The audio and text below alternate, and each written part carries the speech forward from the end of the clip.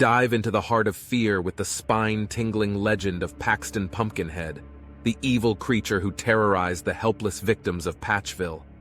Brace for the horror. Are you prepared to face your worst nightmares? Many moons ago, under the blood-orange Halloween sky, the children of Patchville eagerly awaited a night of revelry in their vampire, witch, and princess costumes. As grown-ups welcomed the young trick-or-treaters to their doors, and children roamed the town's dusty streets, a malevolent presence loomed among the dark pumpkin patches.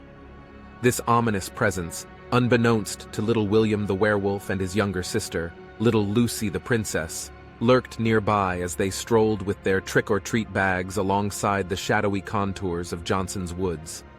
William began to terrify his younger sibling with tales of the legend of Old Man Johnson's ghost, rumored to haunt the children of Patchville every October 31st.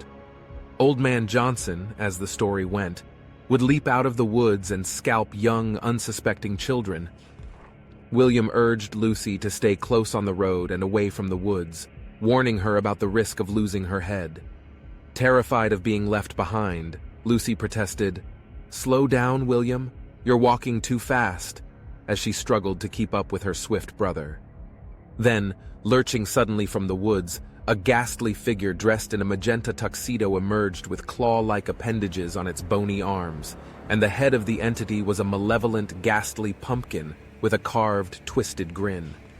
Resembling a grotesque, jagged maw and hollow, maleficent eyes exuding an aura of pure evil. In one of those claws, he brandished a long, steely knife as he bellowed a chilling threat. "I'm going to catch you, tie your little bodies on spits, roast you alive, and eat your flesh under this blood-red sky," his voice dripping with menace. Frightened, the children dropped their trick-or-treat bags and sprinted back home, eager to share their harrowing encounter. Initially, their parents brushed off their children's story as mere youthful imagination. However, the very next day, terrifying reports poured in from other townsfolk about a strange pumpkin-headed figure menacingly lurking in the village. Panic swept through the village of Patchville, and a sense of urgency set in. City officials launched a frantic search in the woods and pumpkin patches, but found no trace of him. The unsettling question loomed. Were the children concocting a tale? Were they mistaken about the true identity of the tuxedo-clad figure? Or was their narrative rooted in a chilling reality? Over the years, reports of Paxton Pumpkinhead, as he came to be known, continued to circulate. One Halloween, when a 7-year-old boy went missing, rumors spread among the town's most credulous folk that the young boy had been captured and eaten by Paxton Pumpkinhead. However, no trace of the child was ever found, and thus no connection to Paxton Pumpkinhead could be established. Despite the authorities' diligent searches, Paxton Pumpkinhead remained enigmatically elusive. And so the years in Patchville rolled on, and under the crimson autumn skies of All Hallows' Eve, Paxton Pumpkinhead would occasionally reveal his presence, sending chills down the spines of those unsuspecting Patchville trick-or-treaters who had the misfortune of crossing his path. Mysteriously, when the town's seasoned residents were nearby, he was nowhere to be found, as if the misfortune of encountering Paxton Pumpkinhead was reserved solely for Patchville's smallest denizens. Consequently, neither the village authorities nor the village adults could definitively confirm the elusive existence of Paxton Pumpkinhead. As a result, Paxton Pumpkinhead eventually became relegated to the status of a legend. Most of the townspeople simply dismissed the stories of his appearances as mere products of children's fancy. In the village, a peculiar tradition came about as parents shared stories of Paxton Pumpkinhead with their little ones. They'd tell of his nightly wanderings through the streets, and how, if the rambunctious youngsters didn't go to bed, their unruliness would surely annoy Paxton Pumpkinhead, prompting him to pay a most unwelcome visit to their homes.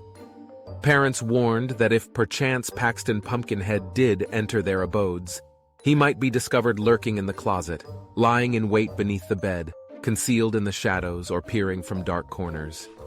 Over time, Paxton Pumpkinhead's notoriety grew as rumors spread among the hushed whispers of Patchville, with some even suggesting that at least 6 children had mysteriously disappeared, having fallen victim to Paxton Pumpkinhead's insatiable appetite for young flesh.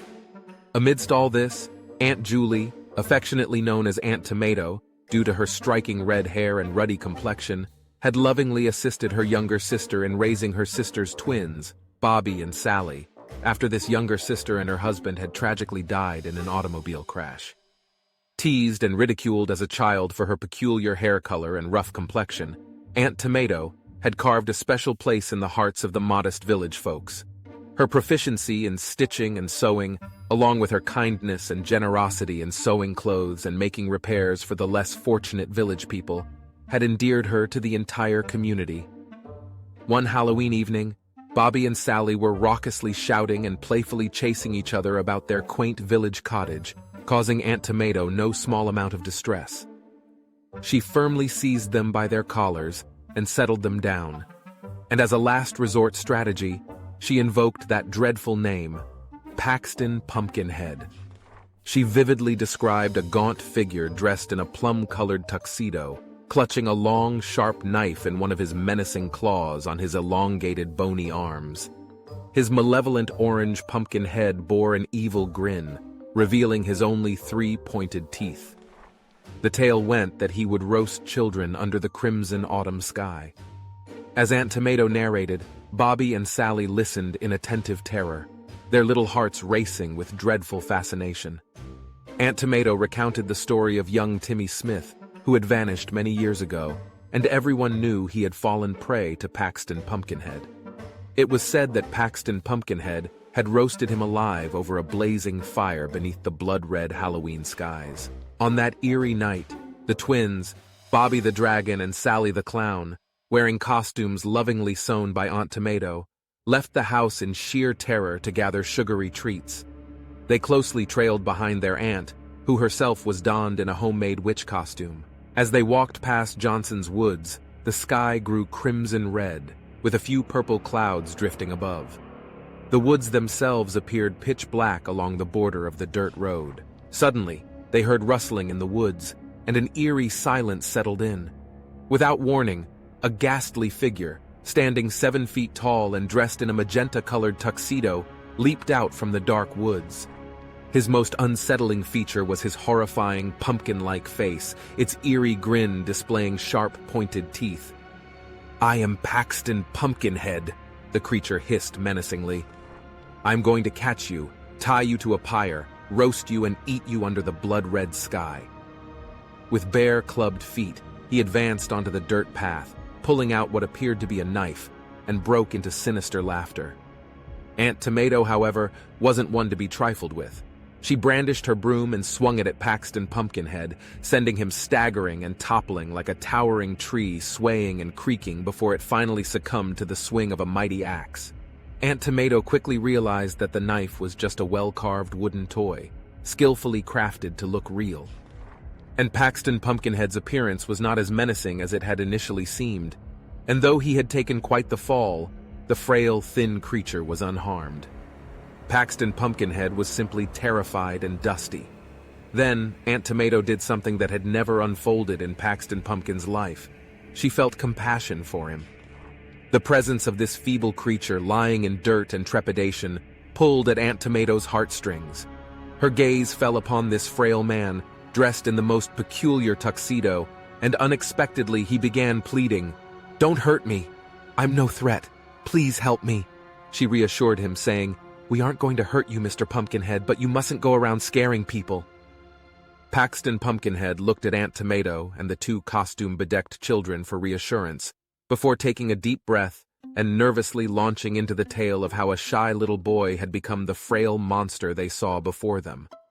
Paxton explained that long ago, his parents had kept him confined to their home because of his large, deformed head.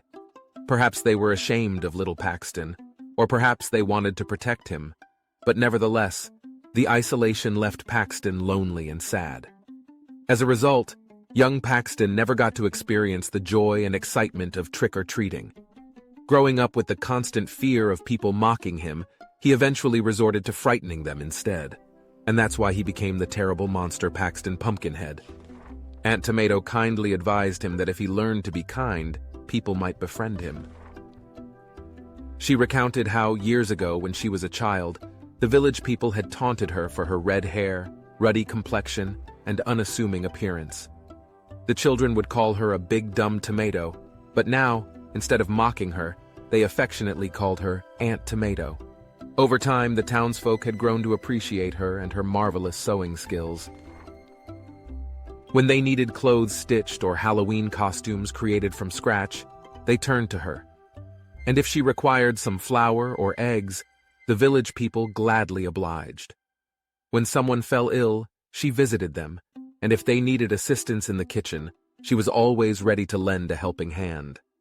If Paxton Pumpkinhead were to learn kindness, perhaps the villagers might one day accept him as well. They strolled back into town together, the children clutching Paxton's bony hands. It was quite a sight. This tall, gaunt man with a plump head holding the hands of a miniature dragon and a diminutive clown. In the warmth of Aunt Tomato's compassion and the simple, gentle wisdom she shared, Paxton's heart began to trust and embrace the kindness of the simple village folk. As time passed, the townspeople discovered the true essence of his character, as radiant as a morning sunrise after a long, dark night. With each passing day, Paxton's talent for carving, once hidden in the shadows, began to shine brilliantly. He discovered his remarkable ability to carve not only intricate pumpkin designs, but also lifelike wooden animals, delicate figurines, enchanting toys, and even ornate furniture pieces. His gifted hands transformed the ordinary into the extraordinary, and his passion for carving became a source of wonder and admiration for those fortunate enough to witness it. As time passed, the townsfolk, once fearful, now embraced Paxton Pumpkinhead as a dear friend and an integral member of their community. It turned out that Paxton Pumpkinhead was quite a skilled carver and whittler. The legend of the menacing pumpkin-headed figure slowly faded into the annals of history, replaced by the heartwarming tale of Aunt Tomato's kindness and Paxton's remarkable transformation from a creature of terror into a symbol of hope and friendship. Patchville, once shrouded in the sinister tales of Paxton Pumpkinhead, became adorned with Paxton's exquisite wood carvings, and his presence was a reminder that appearances could be deceiving, and every soul deserved a chance to change. The children of Patchville, including Bobby and Sally, learned a valuable lesson about empathy and understanding. They realized that the world was not always as it seemed, and that sometimes kindness could bring about the most unexpected transformations. And so, under the same blood-orange Halloween sky where it all began, the people of Patchville continued to celebrate their favorite holiday, not with fear, but with love, unity, and joy. Paxton Pumpkinhead, the former figure of dread, now stood as a testament to the power of compassion, and the village was all the brighter for it. Hey there! If you've enjoyed this video and want to see more exciting stories like the one you just watched, make sure to hit that like button and subscribe to our channel. Don't forget to click the notification bell so you never miss an update. We love hearing from you, so leave a comment below and let us know what you thought about this video, or share your own stories. Thanks for being a part of our community, and we can't wait to see you in the next video.